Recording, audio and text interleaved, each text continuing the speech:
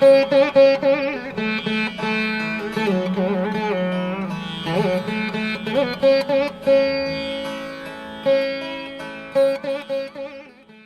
हम स्वाधीनता आंदोलन का आशय अंग्रेज़ों के खिलाफ होने वाले विद्रोह से समझते हैं, जो ऐतिहासिक रूप से सन 1857 ईस्वी से आरंभ हुआ और सन 1947 ईस्वी तक चला। किंतु यदि हम प्राचीन भारतीय समाज पर गौर करें तो पाते हैं कि गुलामी का बीज तो युगों पहले बोया जा चुका था। यही वो भारतीय समाज है जहां इंसान ने इंसान को ही बांट दिया। कहने को तो सामाजिक व्यवस्था सुचारू रूप से संचालित करने के लिए लोगों के मध्य काम बांटे गए थे, किंतु एक ही परिवार से बना समाज अंततः खंड खंड हो गया।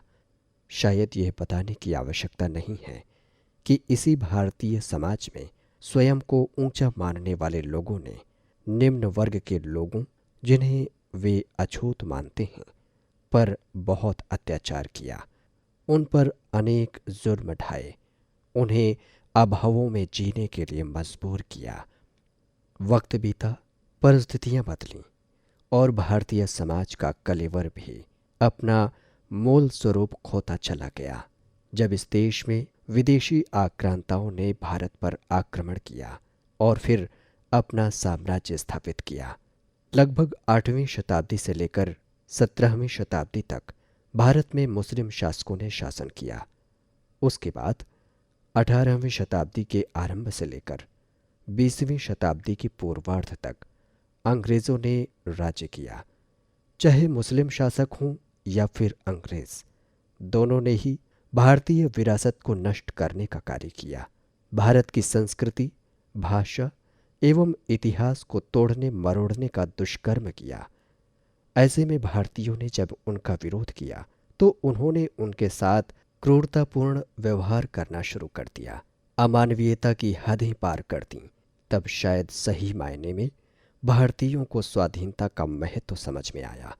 सन 1857 ईस्वी तक ईस्ट इंडिया कंपनी ने भारत में अपना वर्चस्व स्थापित कर लिया था, लेकिन भारत माँ के वीर सपूतों को शायद यह मंजूर नहीं था, और जब बारी आई देशभक्ति और बलिदान की तो भारतीय कभी पीछे नहीं रहे। परिणामतः सन 1857 ईस्वी में प्रथम स्वाधीनता संग्राम शुरू हुआ और तब भारतीयों ने अंग्रेजों को देश छोड़ने के लिए मजबूर भी कर दिया। किंतु देश के कुछ गद्दारों की वजह से फिर से अंग्रेज भारत वापस आ गए और देश की सत्ता अपने हाथों में ले ली। इस बार भारत ब्रिटिश भारत बन चुका था। उसके बाद देश की आज़ादी को लक्ष्य मानकर भारतीयों द्वारा अनेक आंदोलन किए गए। उस दौरान तमाम खून खराबे हुए और हमारे असंख्य वीर स्वतंत्रता सेनानी अंग्रेज़ों के खिलाफ लड़ते लड़ते शहीद हो गए। उनमें से कुछ शहीदों को तो आज भी बड़े सम्मान के साथ स्मरण किया जाता है और कुछ गुमनामी के अंधेरों में ओझल भी हो गए। स्वाधीनता आंदोलन भारतीय इतिहास का वो कालखंड है जो स्वयं में त्याग, बलिदान, गौरव, आत्मसम्मान और सबसे अधिक शहीदों के लहू को समेटे हुए है। स्वाधीनता के इस महायज्ञ में भारतीय समाज के प्रत्येक वर्ग ने अपनी क्षमतानुसार अपने आप को आहूत किया है। इसी क्रम में कवियों, लेखकों एवं पत्रकारों ने अपनी लेखनी के माध्यम से स्वाधीनता आंदोलन में महत्वपूर्ण योगदान दिया। उन्होंने क्रांतिकारियों से लेकर जनमानस को न केवल भारत माँ की रक्षा के लिए प्रेरित किया, बल्कि उनमें ऊर्जा का संचार भी किया। यदि हम विषय के अनुरूप बात करें तो देश की अनेक भाषाओं सहित हिंदी भाषा के साहित्यकारों ने पूरे जोश के साथ अपनी कलम की धार का परिचय दिया। भारतेंदु हरिश्चंद्र ने हिंदी साहित्य के जिस आधुनिक युग का शुभारंभ किया, उसकी जड़ें स्वाधीनता आंदोलन से ही जुड़ी हुई थीं। भारतेंदु एवं भारतेंदु मंडल के साहित्यकारों ने उसकी चेतना को अपनी अभिव्यक्ति का माध्यम बनाया। वर्ष 1980 में भारतेंदु हरिश्चंद्र ने तत्कालीन भारत की दुर्दशा को दिखाने एवं उसके कारणों को उजागर करने के उद्देश्य से प्रतीकात्मक एवं व्यंग्यात्मक शैली में भारत दुर्दशा नाटक लिखा, जिसमें असहनीय अंग्रेजी व्यवस्था एवं देश की दुर्दशा स्पष्ट दिखाई देती है। उसमें भारतेंदु ने लिखा है, रोवहु सब मिल गए आवो भारत भाई, हा हा भारत दुर्दशा देखी न जाई।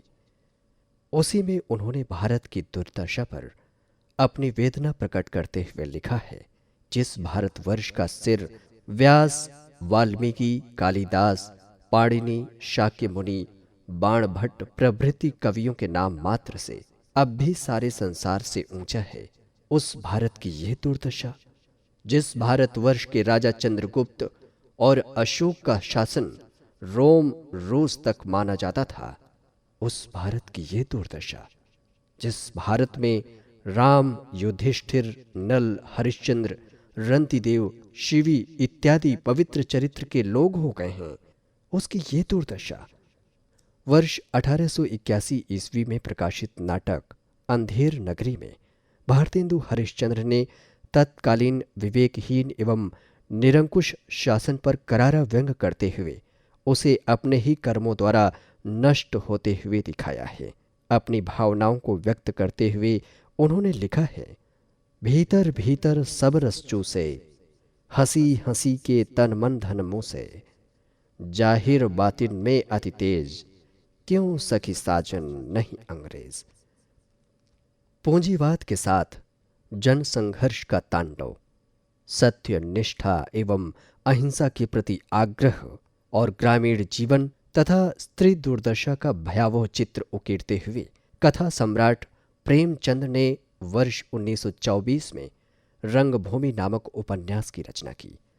वैसे तो प्रेमचंद का पूरा साहित्य भारत के आम जनमानस की गाथा है, किंतु रंगभूमि जैसे उपन्यासों को पढ़कर देश की तत्कालीन आवश्यकताओं एवं आशाओं की पूर्ति के लिए संकीर्णता और वासनाओं से ऊपर उठकर निस्वार्थ भाव से देश सेवा की आवश्यकता आज भी हम महसूस कर सकते हैं।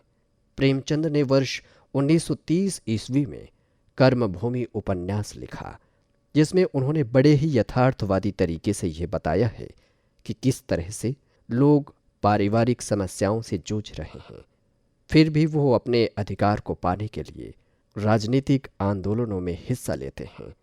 वास्तव में ये उपन्यास भी सीधा स्वाधीनता आंदोलन से जुड़ा हुआ है। प्रेमचंद के समकालीन सुप्रसिद्ध कवि, कथाकार एवं नाटककार जयशंकर प्रसाद ने वर्ष 1931 में चंद्रगुप्त नाटक लिखा, जो विदेशियों से भारत का संघर्ष और उस संघर्ष में भारत की विजय की स्पष्ट व्याख्या है। वहीं उन्होंने लिखा है, अरुण यह मधुमय देश हमारा, जहां पहुंच अनजान क्षितिज को मिलता एक सहारा। वहीं उनकी कलम हुंकार भरती हुई कहती है, हिमाद्रि तुंग श्रृंग से प्रबुद्ध शुद्ध भारती, स्वयं प्रभा समुज्ज्वला स्वतंत्रता पुकारती। वीर सावरकर द्वारा रचित 1857 का स्वातंत्र्य समर पुस्तक, जो कि भारत में पहली बार वर्ष 1909 ईस्वी में गुप्त रूप से प्रकाशित हुई, किंतु स्वतंत्रता प्राप्ति के बाद वर्ष 1947 ईस्वी में इसका स्वतंत्र प्रकाशन भी किया गया। इस रचना में तत्कालीन संपूर्ण भारत की सामाजिक व राजनीतिक स्थितियों के साथ ही हाहाकार मचा देने वाले रणतांडव का भी सिलसिलेवार एवं हृदय विदारक वर्णन भी किया गया है। जवाहरलाल नेहरू द्वारा रचित भारत की खोज कृति भी कुछ इसी तरह तत्कालीन परिस्थितियों को उकेरती है। इस पुस्तक में नेहरू जी ने सिंधु घाटी सभ्यता से लेकर भारत की आज़ादी तक विकसित हुई भारत की बहुविधि समृद्ध संस्कृति, धर्म और जटिल अतीत को विलक्षण तरीके से दर्शाया है। भारत की खोज पुस्तक मूल रूप से अंग्रेजी भाषा में रचित डिस्कवरी ऑफ इंडिया का हिंदी अनुवाद है, जिसे जवाहरलाल नेहरू ने वर्ष 1944 में अहमदनगर की जेल में कारावास के दौरान लिखी थी, जिसका प्रकाशन सन 1946 ईस्वी में किया गया था। उपन्यास, कहानी, नाटक आदि गद्य विधाओं के अलावा कवियों ने भी अपनी कविताओं से लोगों में देश प्रेम की ऐसी अलख जगाई कि लोग स्वतः ही स्वाधीनता आंदोलन में हिस्सा लेने के लिए आगे आने लगे। मैथिली शरण गुप्त, माखनलाल चतुर्वेदी, सुमित्रा नंदन पंत, श्रीधर पाठक आदि कवियों ने स्वाधीनता हेतु अपनी कलम की धार खूब पैनी की। भारत भारती काव्य कृति में राष्ट्र कवि मैथिली शरण गुप्त लिखते हैं, जिसको न निज गौरव तथा निज देश का अभिमान है, वो नर नहीं नर पशु निरा है और मृतक समान है। वहीं कवि माखनलाल चतुर्वेदी की कविता पुष्प की अभिलाषा से शायद ही कोई हिंदी प्रेमी अपरिचित हो। चाह नहीं मैं सुरबाला के गहनों में गूंथा जाऊं, चाह नहीं प्रेमी माला में बिंद प्यारी को लल जाऊं, चाह नहीं सम्राटों के शव पर हे हरि डाला जाऊं, चाह नहीं देवों के सिर पर चढ़ूं भाग्य पर इठ लाऊं, मुझे तोड़ लेना बनमाली उस पथ पर देना तुम फेंक, मातृभूमि पर शीश चढ़ाने जिस पथ पर जावें वीर अनेक, जिस पथ पर जावें वीर अनेक। कवि सूर्यकांत त्रिपाठी निराला की कविता भारती जय विजय करे, स्वर्ग सस्य कमल धरे आज भी जब हम गुनगुनाते हैं तो सचमुच देशभक्ति का माहौल स्वतः ही उत्पन्न हो जाता है। इसी क्रम में सुभद्रा कुमारी चौहान ने भी झांसी की रानी जैसी कविताएं सृजित कर अंग्रेजों को ललकारने का काम किया। सिंहासन हिल उठे राजवंशों ने भ्रकुटी तानी थी, बूढ़े भारत में भी आई फिर से नई जवानी थी, गुमी हुई आज़ादी की कीमत सबने पहचानी थी, दूर फिरंगी को करने की सबने मन में ठानी थी, चमक उठी सन 57 में वो तलवार पुरानी थी, बुंदेले हर बोलों के मुंह हमने सुनी कहानी थी, खूब लड़ी मर्दानी वो तो झांसी वाली रानी थी। वीर रस के सुविख्यात कवि पंडित श्याम नारायण पांडे ने देशभक्ति से ओतप्रोत एवं स्वाधीनता आंदोलन से जुड़ी अनेक कविताएं रचीं। उन्होंने अपनी कृति हल्दी घाटी में महाराणा प्रताप के घोड़े चेतक के लिए लिखा था। रणबीज चौकड़ी भर भर कर चेतक बन गया निराला था, राणा प्रताप के घोड़े से पड़ गया हवा का पाला था, गिरता न कभी चेतक तन पर राणा प्रताप का कोड़ा था, वो दौड़ रहा अरिमस्तक पर या आसमान पर घोड़ा था। ऐसे में कविवर रामधारी सिंह दिनकर भी कहाँ खामोश रहने वाले थे। मातृभूमि के लिए हंसते हंसते अपना सर्वस्व बलिदान करने वाले रणबांकुरों की शान में उन्होंने लिखा, कलम आज उनकी जय बोल, कलम आज उनकी जय बोल, जला अस्थियां बारी बारी, छिटकाई जिसने चिंगारी, जो चढ़ गए पुंड वेदी पर लिए बिना गर्दन का मोल, कलम आज उनकी जय बोल। इसी कड़ी में कवि गोपाल दास नीरज का भी नाम बड़े सम्मान के साथ लिया जाता है। राष्ट्र प्रेम की भावना उनकी रचनाओं में साफ परिलक्षित होती है। जुल्मों सितम के आगे घुटने न टेकने की प्रेरणा उनकी रचनाओं से ली जा सकती है। उन्होंने देशवासियों को उत्साहित करते हुए लिखा है, देखना है जुल्म की रफ्तार बढ़ती है कहाँ तक, देखना है बम की बौछार है कहाँ तक। हिंदी के प्रसिद्ध कवि बालकृष्ण शर्मा नवीन ने विप्लव गान में लिखा है, कभी कुछ ऐसी तान सुनाओ जिससे उथल पुथल मच जाए, एक हिलोर इधर से आए एक हिलोर उधर से आए, नाश नाश हा महानाश की प्रलयंकारी आंख खुल जाए। इनके अतिरिक्त भी अनेक कवियों एवं लेखकों ने राष्ट्र प्रेम की भावना से अभिप्रेरित अनेक रचनाएं रचीं, किंतु भारत की मौजूदा परिस्थितियों को देखकर लगता है कि आज भी स्वाधीनता आंदोलन की आवश्यकता है। जाति, धर्म, भाषा आदि के आधार पर आज भी हम स्वयं को अलग पाते हैं। या तो हम स्वयं अलग हो गए या फिर अलग कर दिए गए। वास्तव में भारतवर्ष अनेकता में एकता का पर्याय माना जाता है। इसे अक्षुण्ण बनाए रखना हमारा परम दायित्व है।